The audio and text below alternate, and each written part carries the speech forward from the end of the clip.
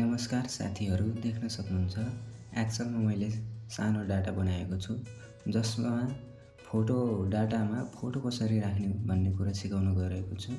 जसको लागि देख्न सक्नुहुन्छ 4 र 5 नम्बरमा वीरेन्द्र थारू रहेका छन्। नाम सेम भएकोले यसमा अब कुन वीरेन्द्र हो भन्ने कुरा थाहा नहुन पनि सक्छ। यसमा फोटो राख्दा अझ उपयोगी हुन सक्छ। यसैले यसमा फोटो कसरी राख्ने भन्ने कुरा सिकाउन गइरहेको छु। ध्यान दिएर हेर्नुहोला। यसको लागि यसरी वीरेन्द्र थारूमा क्लिक गर्नुहोला। क्लिक गरिसकेपछि राइट क्लिक गर्नुहोला।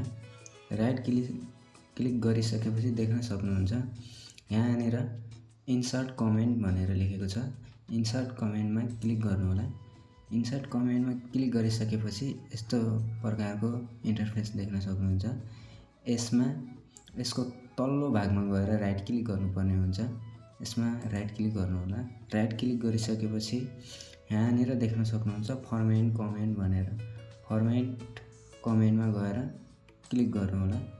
यसमा क्लिक गरिसकेपछि यहाँ विभिन्न किसिमको font, alignment, colours and lines, size भनेर देखाएको हुन्छ। यसमा चाहिँ हजुरहरूले कलर्स एन्ड लाइन्समा दाब्नु होला। यसमा दाबिसकेपछि यहाँनिर देख्न सक्नुहुन्छ कलर भनेर। कलरको यो डाउन एरोमा यसरी क्लिक गर्नुहोला। क्लिक गरिसकेपछि यहाँनिर तल गएर यहाँनिर हेर्नुहोला फिल इफेक्ट भनेर लेखेको हुन्छ। यहाँनिर क्लिक गर्नुहोला। यति गरिसकेपछि यस्तो इन्टरफेस देखाउनेछ। अब यहाँनिर गएर माथि गएर पिक्चर भन्ने लेखेको हुन्छ। यसमा गएर क्लिक गर्नुहोला।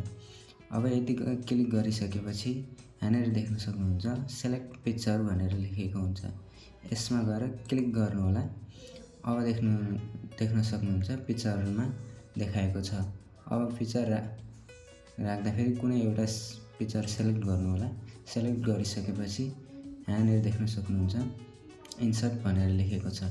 इन्सर्टमा दाब्नुहोला। इन्सर्ट गरिसकेपछि फेरि ओके गर्नुहोला। ओके गरिसकेपछि फेरि ओके गर्नुहोला। अब देख्न सक्नुहुन्छ यो वीरेन्द्र थारूमा यसरी दाब्ने बित्तिकै कुन वीरेन्द्र थारू हो भनेर यसरी फोटोसहित देखाउँछ। अनि फेरि अर्कोमा पनि फोटो राख्नको लागि सेम प्रोसेस गर्नुपर्ने हुन्छ। यसको लागि पनि यसमा क्लिक गर्नुहोला अनि राइट क्लिक गर्नुहोला। राइट क्लिक गरिसकेपछि इन्सर्ट कमेन्टमा जानुहोला। इन्सर्ट कमेन्टमा गइसकेपछि यसको तल्लो भागमा राइट क्लिक गर्नुहोला। राइट क्लिक गरिसकेपछि फेरि देख्न सक्नुहुन्छ फर्मेट कमेन्ट भनेर। यसमा क्लिक गर्नुहोला। यसमा क्लिक गरिसकेपछि अब यहाँ विभिन्न अप्सनहरू हुन्छन्। त्यस्तै गरेर यसमा पनि कलर्स एन्ड लाइन्समा नै क्लिक गर्नुपर्ने हुन्छ। अनि यति गरिसकेपछि यहाँ देख्न सक्नुहुन्छ कलर्स। यसमा पनि अघि चाहिँ डाउन एरो बटनमा क्लिक गरेर फिल इफेक्टमा क्लिक गर्नुपर्ने छ। फिल इफेक्टमा क्लिक गरिसकेपछि यस्तो खालको फेरि इन्टरफेस देखाउँछ।